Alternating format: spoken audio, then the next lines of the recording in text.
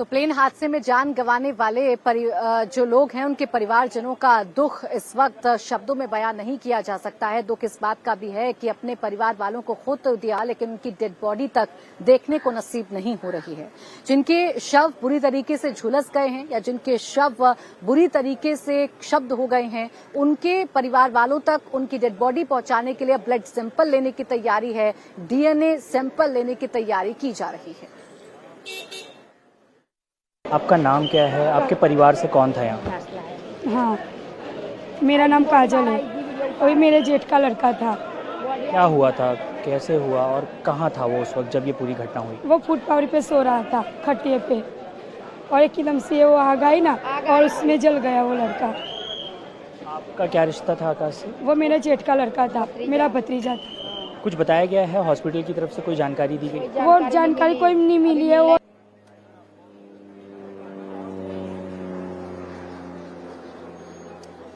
तो आपने देखा किस तरीके से जो परिवार है उनका रो रो कर बुरा हाल है, क्योंकि जो लोग इस हादसे में मौत के गाल में समाये उनमें से 241 तो ऐसे हैं जो विमान में सवार थे, लेकिन 56 ऐसे लोग हैं जो इस विमान में सवार नहीं थे। आकाश नाम के एक शख्स जो फुटपाथ पर सो रहा था, उसकी इसी तरीके से मौत हो गई और अब परिवार के सामने मुसीबत ये है कि अपने प्रियजनों के शव को पहचाने कैसे हैं, इसीलिए ब्लड सैंपल और डीएनए सैंपल लिए जा रहे हैं।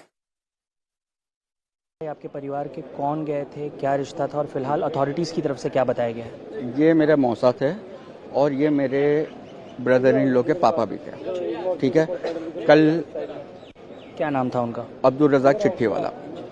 किस काम से लंदन जा रहे थे? फिलहाल अथॉरिटीज़ ने क्या बोला है? बर्न को लेकर आप कुछ बता रहे थे, वीडियो बता रहे थे, आप अगर दिखा पाएँ। कल दोपहर में 2 बजे से हमें जब न्यूज़ पता चली, मैं यहाँ पर आया मेरी सिस्टर के साथ। हम लोग रात को 9 बजे तक यहाँ पे सब चेक कर लिया, सब वार्ड्स चेक कर लिए, कहीं पर हमारी रिलेटिव नहीं मिले।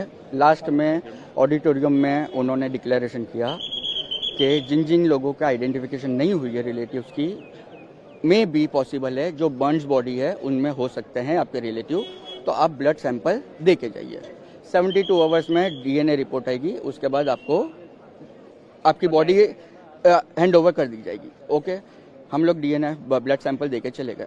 रात को 10:30 बजे मुझे व्हाट्सएप पे वीडियो आई, फ्रेंड ने भेजी, उसमें मुझे लगा कि मेरे रिलेटिव दिख रहे हैं। ठीक है, मैंने स्क्रीनशॉट लेके और सब कुछ कंफर्म करा, वो रिलेटिव कंफर्म हो रहे हैं कि दिख रहे हैं। ठीक है, मैं रात को आया यहाँ पर कंफर्म करने के लिए, सब कुछ करने के लिए, लेकिन अंदर जाने नहीं दिया।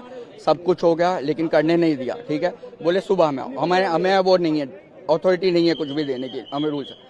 मैं सुबह 6:30 बजे से रुका हूँ, मैं रात को 3 बजे गया घर, 6:30 बजे से आया हूँ, 6:30 बजे से आया हूँ, सब नाम वाम सब लिखा दिया, सब लिखा दिया, लेकिन बोल रहे हैं बुलाते हैं डीएनए, कब से बोल रहे हैं बुलाते हैं। एक परिवार है जो यहाँ पर आया है, इंतजार कर रहा है। चिट्ठी वाला का परिवार है जो उस पूरे घटना में उनकी मृत्यु हुई है, अपने बेटे के पास वो जा रहे थे। परिवार की कई शिकायतें हैं। फिलहाल अथॉरिटीज़ की तरफ से ये बात कही गई है कि वहाँ पर जब तक आइडेंटिफिकेशन नहीं हो जाता, डीएनए टेस्ट की सैंपलिंग पूरी नहीं हो जाती, तब तक डेड बॉडी को यानी कि पार्थिव शरीर को हैंडओवर नहीं किया जा सकता परिवार के। फिलहाल ऐसी कई घटनाएं, ऐसे कई केसेस यहाँ पर देखने को मिल रहे हैं। परिवार परेशान हैं। कुछ परिवार ऐसे भी हैं इत्मीनान से यहाँ बैठे हैं। उनके बेटे चिट्ठी वाला के लगातार इंतज़ार कर रहे थे। हम देख रहे थे पिछले कई घंटों से वो यहाँ पर बैठे हुए थे, इंतज़ार कर रहे हैं। और ऐसे कई परिवार हैं यहाँ पर जो फिलहाल इंतज़ार में हैं। देखिए, ये हादसा बहुत दर्दनाक था और अब परिवार वाले बेचैन हो रहे हैं, क्योंकि उन्हें अपने प्रियजनों की जानकारी नहीं मिल पा रही है, उन्हें अपने परिवार वालों की जानकारी नहीं मिल पा रही है, डेड बॉडी की जानकारी नहीं मिल पा रही है। लेकिन ये हादसा कितना भयानक था और इस हादसे का धमाका कितनी दूर तक सुनाई दिया, कैसे धुएं का गुब्बार 15 किलोमीटर तक दिखाई दिया, आपको सुनवाते हैं चश्मदीदों की जुबानी। मेघानी नगर में जहां पर प्लेन क्रैश हुआ है, वहां से बेहद नजदीक किशोर भाई का दुकान जो है वो है और उस वक्त ये दुकान पे पहुंच रहे थे और उन्होंने उस प्लेन को देखा। क्या देखा इनसे जानते हैं। आपने क्या देखा, कहां से आप आ रहे थे और आपने क्या देखा? मैं निकोल से आ रहा था, किसी बेसना पे जा रहा था किसी का, वहां से मैं आ रहा था, मगर वह पुल पे देखा मैंने। कौन सा पुल? मेमको ब्रिज वाला पुल। मैंने वहां देखा कि प्लेन उड़ रहा था, मगर लैंग्वेज लिया था मुझसे फिर वो नीचे हो गया प्लेन, वैसे डलक रहा था, लग रहा था मतलब कुछ ऐसा हिल रहा था प्लेन और नीचे आ रहा था प्लेन। हाँ, और कुछ एमको ब्रिज से क्यों आपने देखा? क्योंकि कई सारी फ्लाइट्स होती, क्या वहां से कोई भी फ्लाइट उड़ती है तो नजर जाते? दिखता है, प्लेन ऐसे ही देखा मैंने, लैंग्वेज लिया था ऊंचे का, फिर और से नीचे हो गया था। नीचे हो गया हाँ, और उसके बाद आपने देखा कि वो फिर नीचे चला गया? नीचे चला गया वो देखा, पर मेरे को ऐसा नहीं देखा, मगर धुआं देखा फिर बाद में आपने धुआं देखा? पहले ऐसा नहीं होता कि ये प्लेन गिरा, ऐसा मेरे को मालूम नहीं था, मगर धुआं देखा। तो आप तो रोज आते होंगे, तो कभी कोई ऐसा प्लेन आपने देखा नहीं कि ऊपर जा, ऐसा कभी नहीं देखा, आज पहली बार देखा। प्लेन ऊपर जा रहा है और फिर नीचे आए? हाँ, पहले प्लेन ऊपर जा रहा था, फिर नीचे आ रहा था। तो अब तो रोजाना उसी रास्ते से आते हैं? रोज नहीं आता मैं, मेरी दुकान इधर ही है।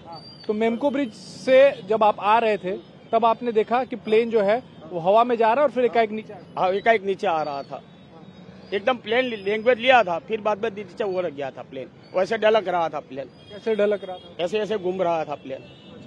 आपको लगा कि कुछ मतलब, मालूम पड़ा, पर ऐसा तो मालूम नहीं पड़ा कि क्या हुआ है, लेकिन लग रहा था कि जो आमतौर पे जो प्लेन होता है उससे कुछ अलग अलग दिखता था, वो अलग ही दिखता था कुछ। क्या अलग दिखता है? ऐसे प्लेन घूम रहा था, जैसे नीचे आ रहा था, ऊपर जाने की जगह पे से नीचे आ रहा था, ऐसा दिखा मैंने। मतलब आपने उसको उड़ते हुए देखा और हवा में दिखा, फिर नीचे आते हुए देखा। हाँ, मतलब जनरली प्लेन उड़ता है तो हवा में जाता हवा है, में जाता है, ये नीचे आ गया था। नीचे आ गया। हाँ, और उसके बाद थोड़ी देर बाद आपको वहाँ पे धुआं दिखा? फिर बाद में रामेश्वर आया पुल नीचे, वहाँ से धुआं देखा मैंने। धुआं दिखा। हम्म। कितने सालों से आप दुकान चला रहे हो? ये दुकान 20-30 साल से वो चला रहा हूँ। 30 साल से चला रहे हो। तो आप पैदल आ रहे थे या किस? एक्टिवा में आ रहा था। हाँ,